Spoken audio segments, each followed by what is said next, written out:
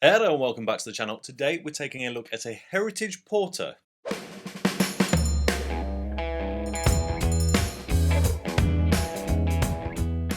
That's right, this beer is called 1870 Runner. It's from Ampersand Brew Co, brewing company, whatever their particular denomination is. And Ampersand is a brewery that is very heavily favoured by Mark's Beer Reviews. You know who I'm talking about. Yeah, he's been telling me how good these guys are for a long time. They're local to him down in East Anglia, and apparently they're very, very good. I just quite like the look of this can, which is why I went for it. Very simple design. Let's have a quick look at it before we crack in. Yeah, super simplistic, super, I guess, just traditional and classy. Got a nice flat cap on the front there. Load of info on the back, which we'll go over in a bit. But yeah, Heritage Porter. Is it any good? No messing around then, let's crack straight into it. I did get this from Twisted Hops, whose glass I'm going to use for this review as well.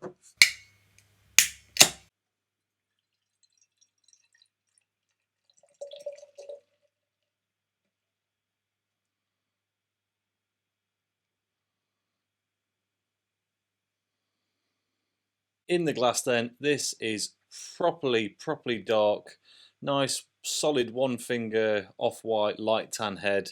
And as per most porters, if you hold it up to the light, you get just the tiniest bit of red bleeding through at the bottom, but it's really not much. It's a solid dark porter, this, and well, I've had too many porters in the last few months that have just ended up a bit pale, a bit washy. The colour already has me confident that this is going along the right lines. So, aromas. I don't know that this is a lactose beer, but I'm initially hit by a sweetness that's kind of that milky, vanilla, sweet inclination you get with lactose beers. I don't think it is, but it's got a nice sweet malty nose on it. Let's say that much. And it smells very clean, like it's going to be a crisp, not quite refreshing, but a fairly just a clean and well refined beer. As I already said, there's a few vanilla notes in there. There's some nice roastiness, but it's not really coming through as coffee. Tiny argument for kind of cacao nib, but on the whole, it just smells like a solid roasted malt beer, I have to say. I'm pretty excited for this. The head has dissipated completely. I'd forgotten to say, this is a 5.1% beer, so just a touch over 5, and so I'm not really sure why the head's dissipated so quickly. If we swill it around, it does start to return a bit, but I don't think it's going to be an issue. Let's do this. Cheers. Yes. A big resounding yes. That's got the clarity I was expecting. It's very clean. It's not, I don't know, it's not compromised by an overuse and a excess of just additives and stuff in the beer. It feels, I suspect it's been filtered. If it's not, I'm very impressed because it has absolute taste clarity and it does exactly what it says. This is a heritage porter. It's slightly sweet, very robust, clean. Again, I can't come back to how clean this beer tastes. It's very well balanced and it's got heaps of roasty malt flavour, but they're not dominating. It's not leading down a coffee or espresso route. And in the flavour, there's a touch again of that kind of dark chocolate cacao nib that you get on the aroma, but it's subtle. It's not intense bitter chocolate. It's just there's a hint, a nod to that kind of area. Yeah, it's really. Now I said there was no coffee, but now this has been in the glass for a minute, it is starting to get there a little bit. It's like a very unsweetened mocha, low, just a subtle suggestion of coffee and chocolate, not too intense. There is big bitterness in it, but it's not that kind of chocolate bitterness. It's pure roasted malt bitters in there. And I'm really enjoying that, really enjoying that. Right, before I just drink it all in one go and just say it was excellent, top to bottom taste test. So, initially, low carbonation, mildly sweet on front of the tongue.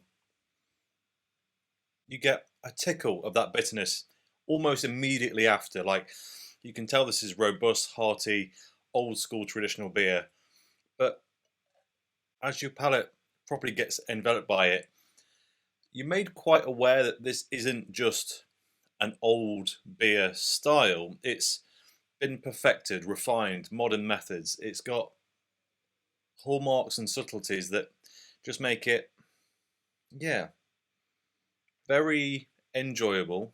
It's a relatively easy drinking porter, and despite all of that, it's never lacking on the taste.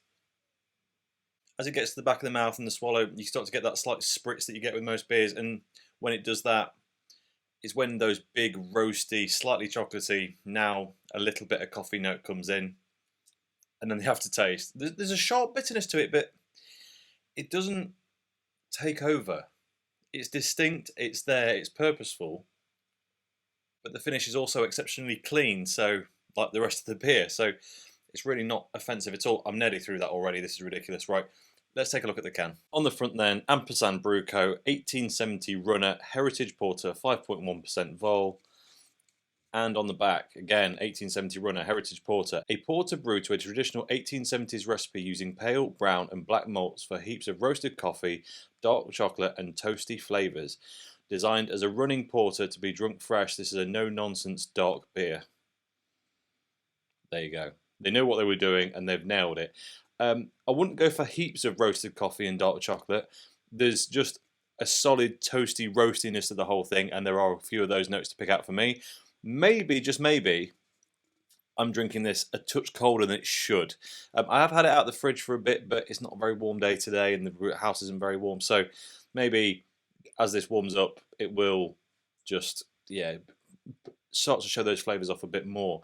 The website's ampersandbrew.co, and they are Ampersand Brew Co. on socials. Brewed in Canada, Ampersand Brew Co. Limited, Sawmills Road. It doesn't actually say where that is, but it's an IP postcode. It says, store cold, drink fresh, and enjoy responsibly. The ingredients are water, barley malt, which is best pale, brown, and black, and the hops are Magnum and Bramling Cross. Classic combo there, and some yeast, of course. 440ml can. It's unfiltered and unfined, suitable for vegans. I was wrong. I was absolutely convinced that this had been properly filtered because it's so incredibly clean. Their brewing process must be absolutely spot on, because that is absolutely fantastic. Wow. Okay. Has it changed at all? The aromas feel like they've opened up a little bit. The deep dark notes are much more present now. It's still leading me more towards dark chocolate than it is coffee, though, on the aroma. But there is...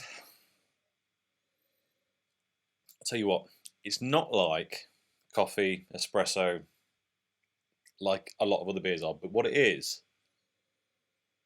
a bit like sticking your nose in a freshly opened bag of coffee beans, because that has coffee aroma, but it's different, it's sweeter, it's fresher, it's... yeah, it's that. It really is that. And then the flavour hasn't really changed a lot. Now I keep thinking more and more about the coffee.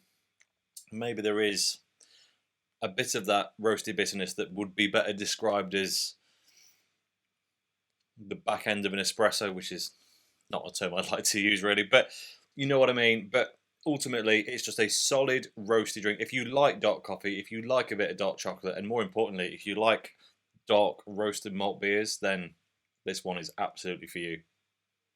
And that really is all I have to say about it. So as always, thank you very much for watching. If you enjoyed this video, please like it. If you haven't already subscribed, if you will be so kind, and I'll catch you next time.